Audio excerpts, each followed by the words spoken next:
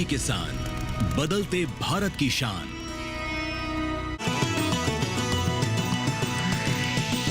DD किसान, बदलते भारत की शान।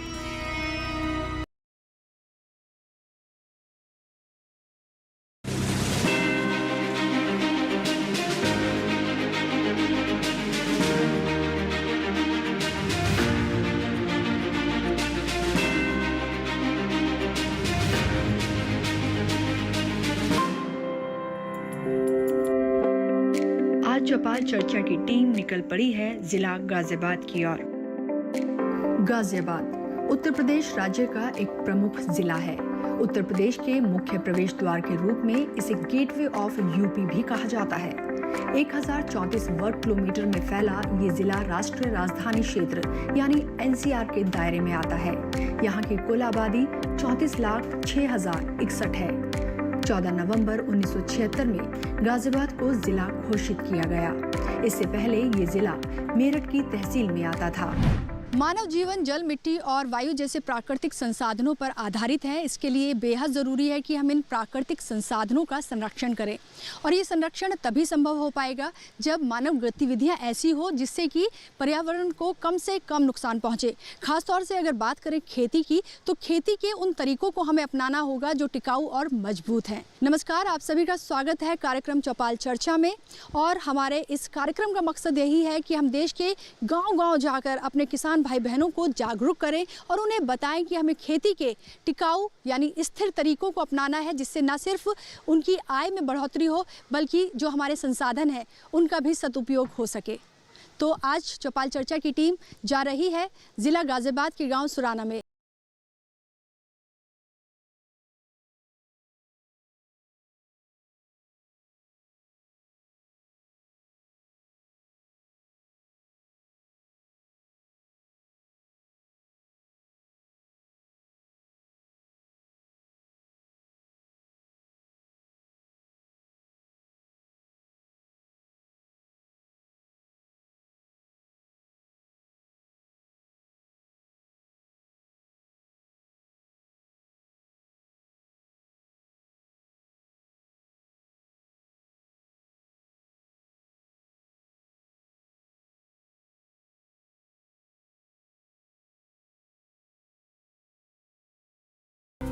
जैविक खेती वो कहलाती है जिसमें भूमि की उर्वरता बनाए रखने के लिए उर्वरकों और कीटनाशकों के न्यूनतम उपयोग और प्राकृतिक उर्वरकों के उपयोग को बढ़ावा दिया जाता है।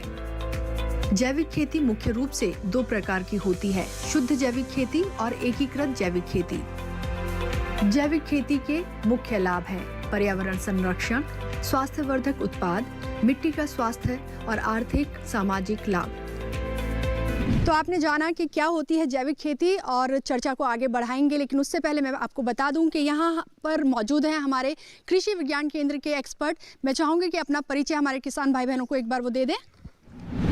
मैं डॉक्टर सीपी गुप्ता, कृषि वैज्ञानिक, कृषि विज्ञान केंद्र मुरादनगर गाजियाबाद में कार्यरत हूँ। एक बार जोरदार तालियां हो जाएं हमारे एक्सपर्ट के लिए। तो यहाँ पर जितने भी किसान भाई बहन हैं, पहले हम उनके पास जाएंगे और जानेंगे कि कितने जागरूक हैं वो जैविक खेती को लेकर। तो सबसे पहले हम चलिए इनके पास चलते हैं। खेती हम मान लिया गन्ने की भी कर रहे हैं, सब्जी की भी कर रहे हैं, और जैविक खाद भी गे रहे हैं। यूरिया जब समय पर यूरिया चाहिए, यूरिया भी नहीं मिलता। डाई की जरूरत है, डाई भी नहीं मिलती। जैविक खेती के बारे में पहले आप मुझे ये बताइए कि जैविक खत मान लिया नीम के पत्ते भी पड़े हैं, मान लिया देसी खाद है, गाय है, भैंस है, उनको बड़े इकट्ठा करें, सकेर के पत्ते भी हैं, तो उन्हें भी इस्तेमाल कर रहे हैं, खेतों में गे रहे हैं जी। और जी बना गया जो आपको? हाँ जी, लाभ हो जी। किस तरह का लाभ हुआ है? लाभ हो, बुरी जमीन बने, केचुआ पैदा हो, केचुआ मान ले पैदावार बढ़े है जी, जमीन भुरभुरी बने है जी। और बनावी अभी खाद घेरना पड़ा है जी, बिना बने ये के भी नाकामयाब है खेती जी। एक बार तेजपाल जी के लिए तालियां बजे। बहुत अच्छा जवाब दिया। जैविक खेती को लेकर वो काफ़ी जागरूक मुझे नज़र आए। और अब फिर चलते हैं, एक और है युवा किसान है हमारे साथ जी। जी मैम। क्या कुछ जानते हैं आप जैविक खेती के बारे में? जैविक खेती जी जो गोबर का खाद होता है यही है जैविक खेती। तो क्या इससे कुछ लाभ है जैविक इससे जो लाभ है जी तो जी हमारा पर्यावरण सुरक्षित रहता है। खेत के अंदर जो मतलब केंचुआ है वो नहीं मरता। ये जो हमारे रासायनिक है जो यूज कर रहे हैं आजकल, इससे दुगना लाभ होता है। मतलब जैविक से खेत की मिट्टी अच्छी बनती है, पर्यावरण सुरक्षित रहता है, पैदावार अच्छी मिलती है। जी। यही फ़ायदे हैं। हमारे पास जो गोबर का खाद है, ढैंचा है, वर्मी कंपोस्ट केंचुए से बनाते हैं खाद यहाँ पर लोग बाग, जी तो उससे खेती कर रहे हैं जी। जी। बेहद अच्छी जानकारी है इनके पास भी, एक बार तालियां हो जाए। और हमारे एक्सपर्ट यहाँ मौजूद है, उनसे पहले जान लेते हैं कि जैविक खेती क्या है, क्या कुछ उनके लाभ है। और क्योंकि गांव सुराना में काफ़ी सारे किसान भाई बहन जो हैं वो जागरूक नज़र आ रहे हैं जैविक खेती को लेकर, तो कहीं ना कहीं जो कृषि विज्ञान केंद्र है यानी अच्छा काम कर रहा है। जी। जैविक खेती रसायन मुक्त खेती कहलाती है, जिसमें हम किसानों के यहाँ जो रिसोर्सेज हैं जैसे जैविक खादें, वर्मी कंपोस्ट है, आपकी FIM है, गोबर की खाद है, या हमारे और रिसोर्स जैसे हम आजकल नेचुरल फार्मिंग की बात करते हैं, वो भी हमारा जैविक खेती के अंदर रहता है। एक देसी गाय से हम 30 एकड़ तक की खेती हम कर सकते हैं। और जैविक खेती की आवश्यकता क्यों है, आज क्यों है? क्योंकि आज हमारी सबसे ज़्यादा समस्या आ रही है सॉयल फर्टिलिटी, सॉयल में मिट्टी में पोषक तत्वों की कमी। क्यों?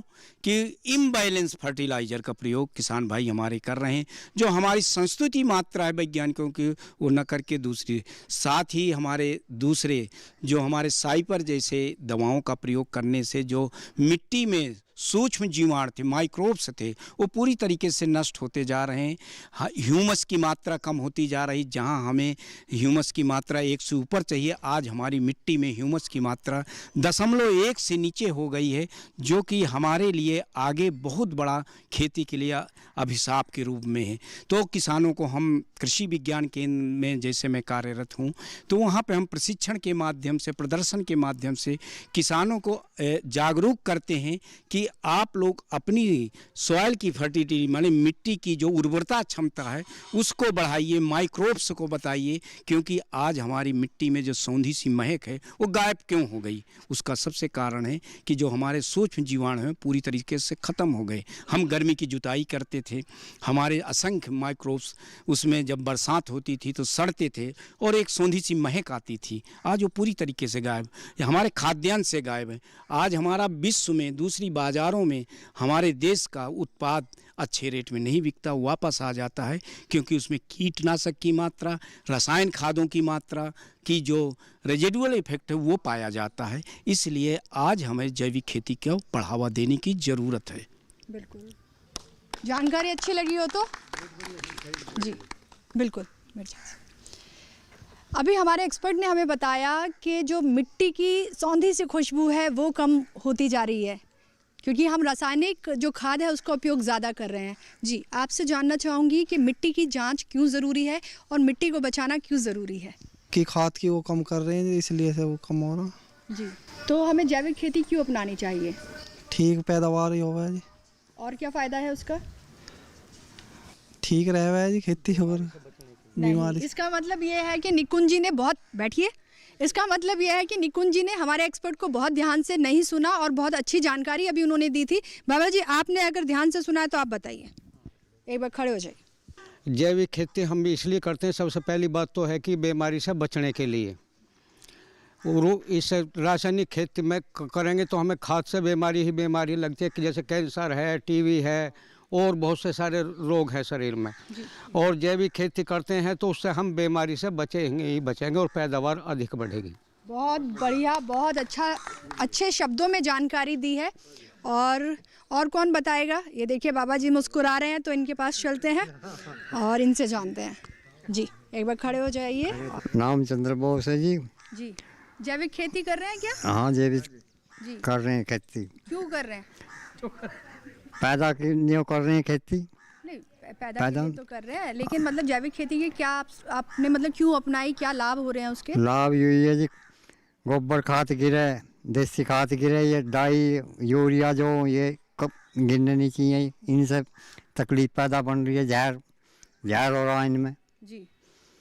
और देसी खाद गिरो तो इनकी कम ज़रूरत पड़ेगी बने हुए की।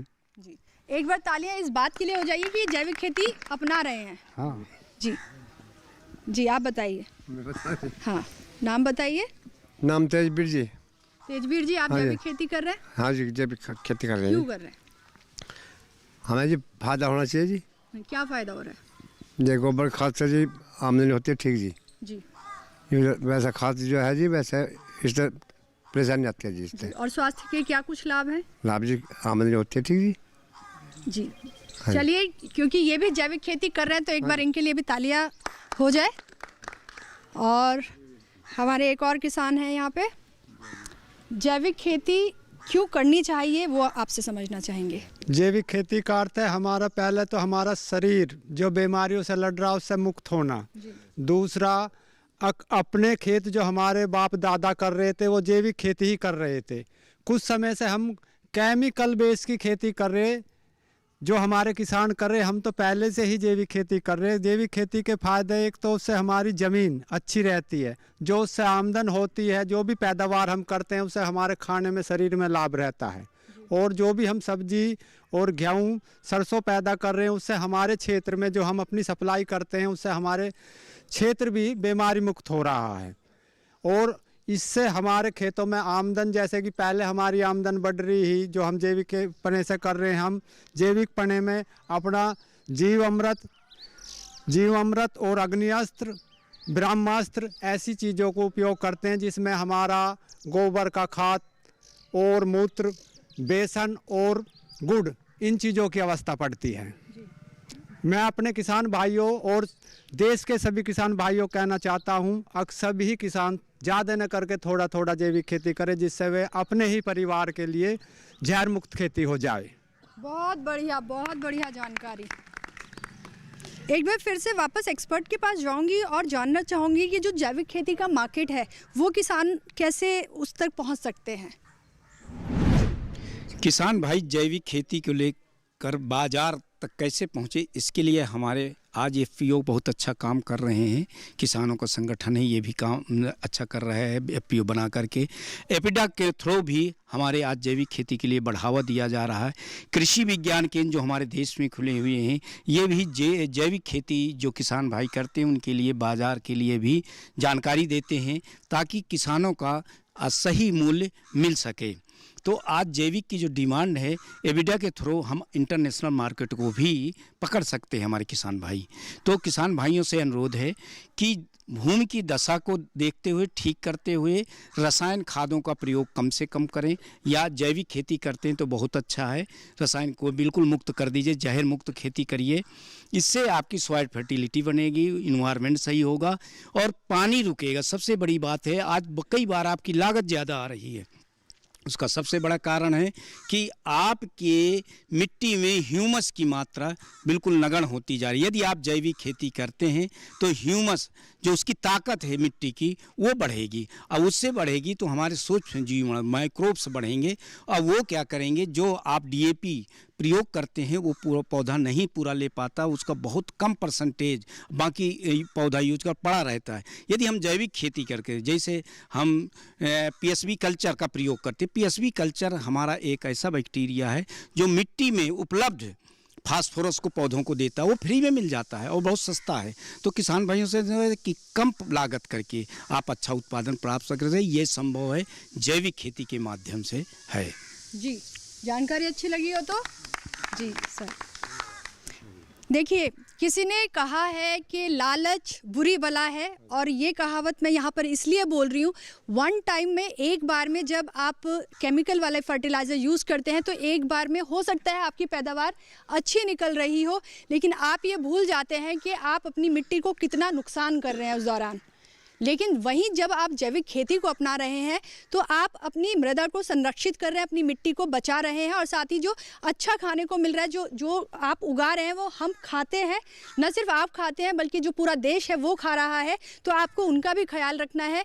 जैविक खेती पर चर्चा जारी रहेगी, लेकिन उससे पहले रुकेंगे एक छोटे से ब्रेक के लिए। कहीं जाइएगा नहीं, बने रहिए हमारे साथ चौपाल चर्चा पर।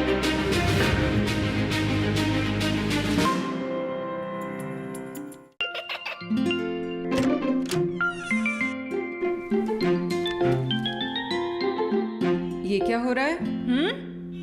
काशवी, इतने कम मार्क्स? काशू बेटा पढ़ा करो, पढ़ोगी नहीं तो आगे कैसे बढ़ोगी? मम्मा मैं भी तो आपसे यही कहना चाहती हूँ, पढ़ा करो। आप पढ़ोगे नहीं तो आगे कैसे बढ़ोगे? मतलब? वो देखो। सिर्फ बैक पर छपा ऑर्गेनिक नहीं, ऑर्गेनिक का निशान पहचानिए। पीजीएस ऑर्गेनिक का ये लोगो उन किसानों की पहचान है जो आज भी परंपरागत विधि से रसायन मुक्त खेती कर आपके लिए शुद्ध फसल उपजा रहे हैं। अब समझे मम्मा, अगर मैं प्योर ऑर्गेनिक फूड नहीं खाऊंगी तो अच्छे मार्क्स कहाँ से लाऊंगी? अच्छा बच्चों, जैविक खेती की इस मुहिम को आगे बढ़ाइए, शुद्ध ऑर्गेनिक अपनाइए।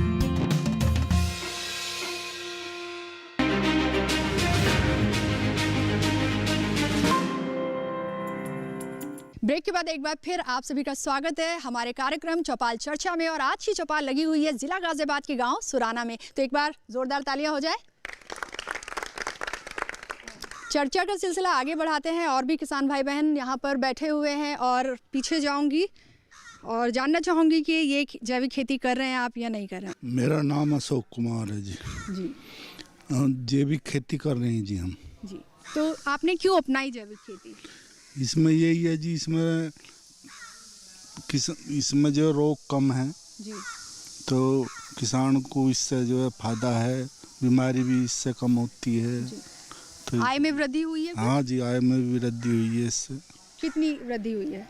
इसमें काफ़ी वृद्धि हुई है जी, पहले से हाँ दोगुनी कह सकते हैं। हाँ जी जी। तो चलिए तालियां हो जाए, इन्होंने अपनी आय को बढ़ाया है क्योंकि इन्होंने जैविक खेती को अपनाया है।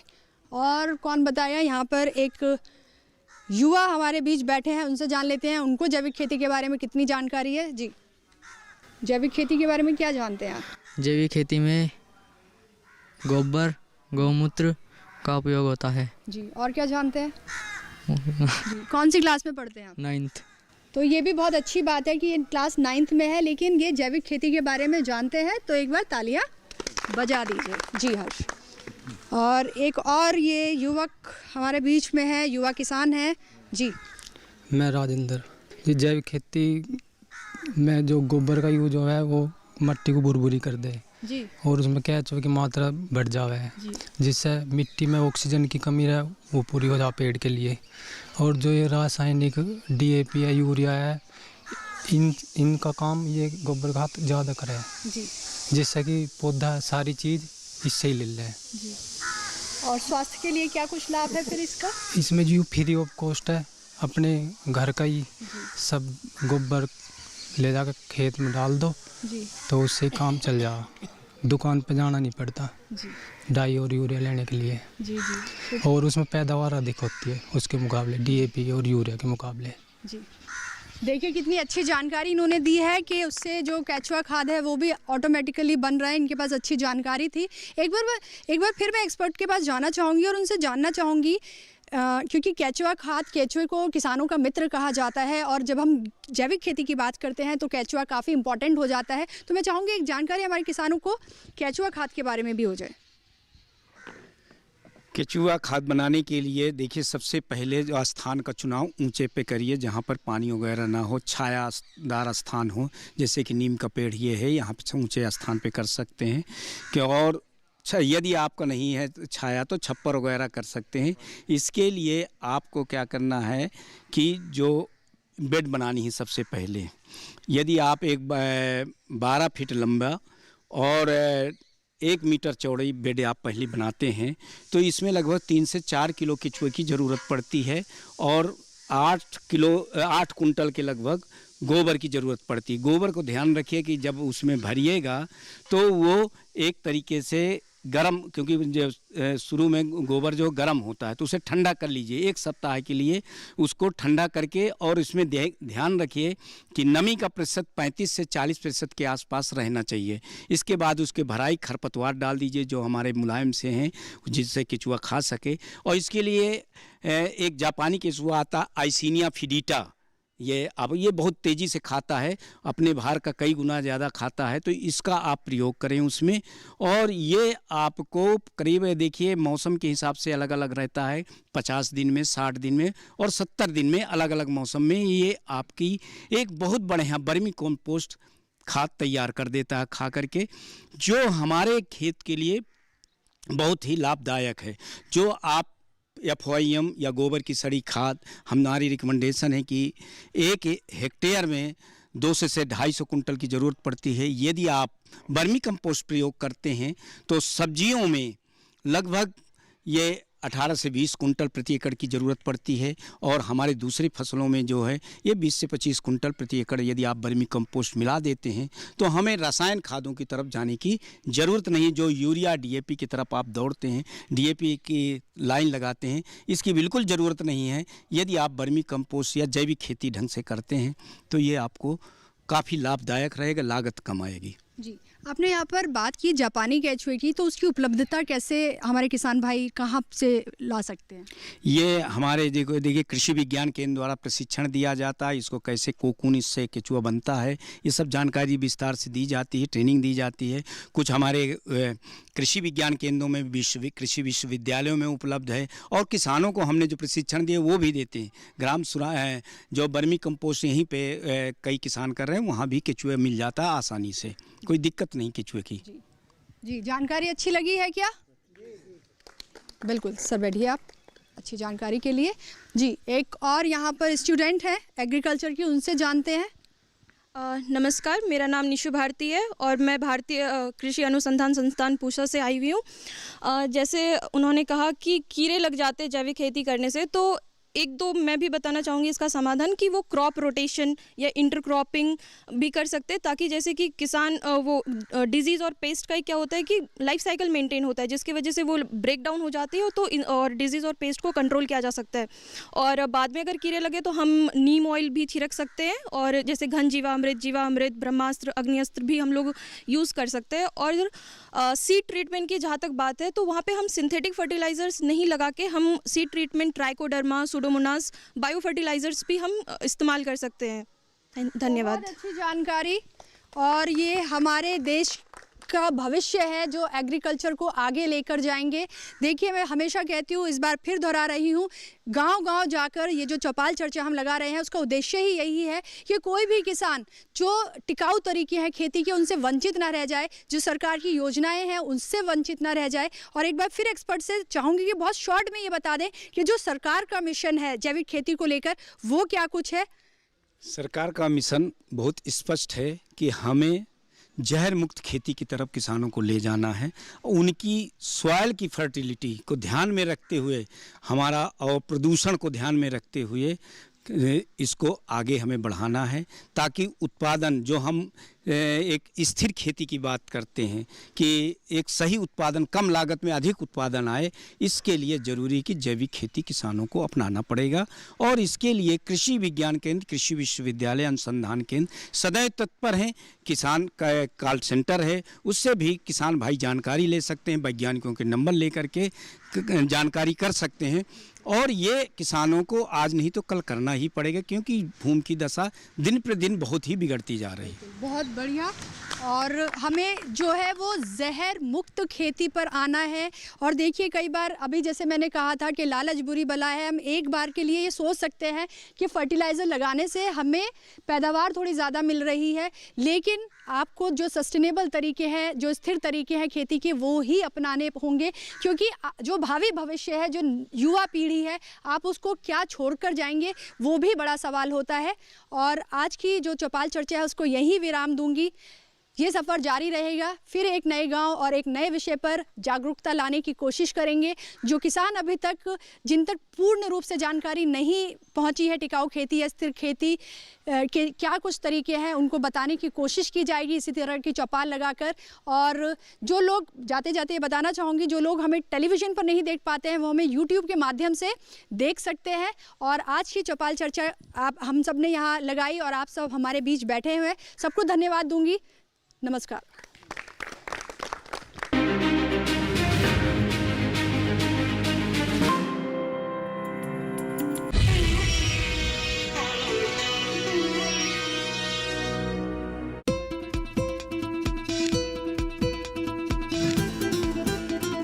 हमारे संस्थान का, भारतीय मक्का अनुसंधान संस्थान का जो मुख्य उद्देश्य है वो ये है कि हम एक तो बेसिक और स्ट्रेटेजी रिसर्च करते हैं, जिससे कि मक्का की उत्पादकता और उत्पादन को कैसे देश के अंदर बढ़ाया जाए।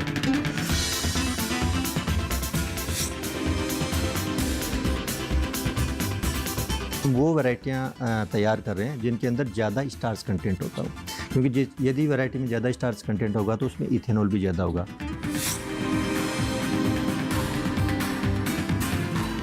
भारतीय मक्का अनुसंधान संस्थान सभी फील्ड में काम करता है। उसमें जो सबसे मुख्य है वो है हमारा कि संकर किस्मों का विकास करना।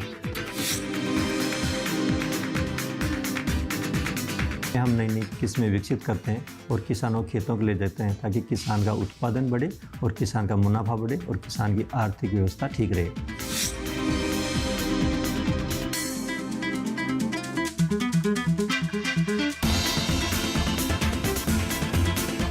मक्का उगाओ, चाली पाओ।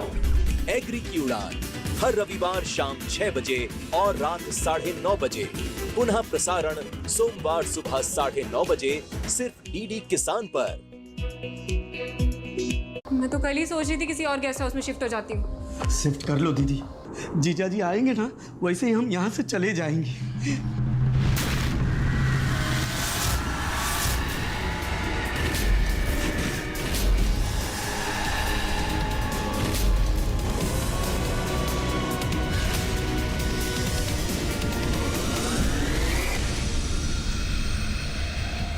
भरत, मैं तुम्हारा दोस्त हूँ। गद्दार दोस्त नहीं होते।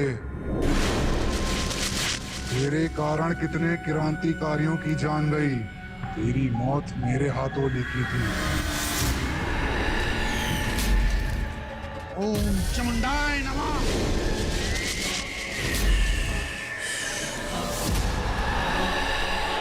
Ramsey House, the fantasy world। प्रत्येक रविवार रात 10:30 बजे डीडी नेशनल पर। अकारण ही रक्त बहाना उचित नहीं है। मुझे भी दुख है सीता का, और सीता के कष्टों का भी आभास है मुझे। रावण ने सीता को धरती, आकाश या पाताल कहीं भी छिपाया हो, किंतु हनुमान उन तक पहुंच ही जाएंगे। अंगद आदि हनुमान के ना लौटने का कारण ये है कि अभी उनका कार्य अपूर्ण है, किंतु उन्हें सीता के बारे में कोई संदेश, कोई सूत्र अवश्य मिला है, और मुझे पूर्ण विश्वास है कि वो सीता की सूचना लेकर ही लौटेंगे।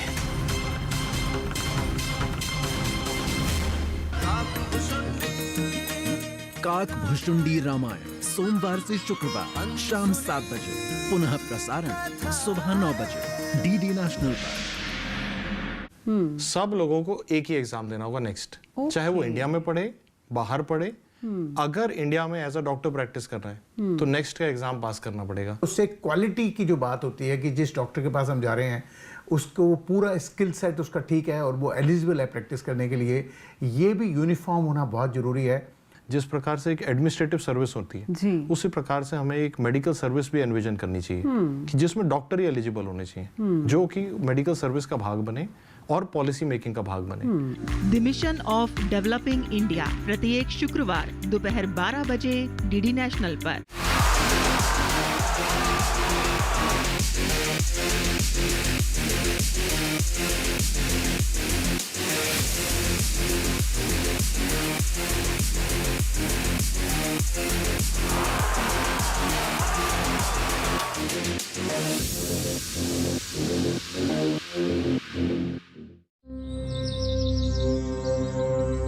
हरे भरे खेतों के बीच खड़ा ये घर सिर्फ ईंट और छत से बना एक आशियाना नहीं है। ये एक संदेश है कि प्रकृति के साथ तालमेल में भी जिंदगी जी जा सकती है। यहाँ पर चारों दिशाओं के बीच में मैं समस्त प्राणियों के साथ सद्भावना से रहती हूँ। गांव का खाना, गांव की बातें, गांव की यादें, गांव के लोग, आप और हम सब अपनी जिंदगी में थोड़ा सा ठहराव चाहते हैं। मैं अब आप तक लाऊंगा गांव की कहानियां दूरदर्शन पर। सोमवार से शुक्रवार शाम 6 बजे डीडी नेशनल पर।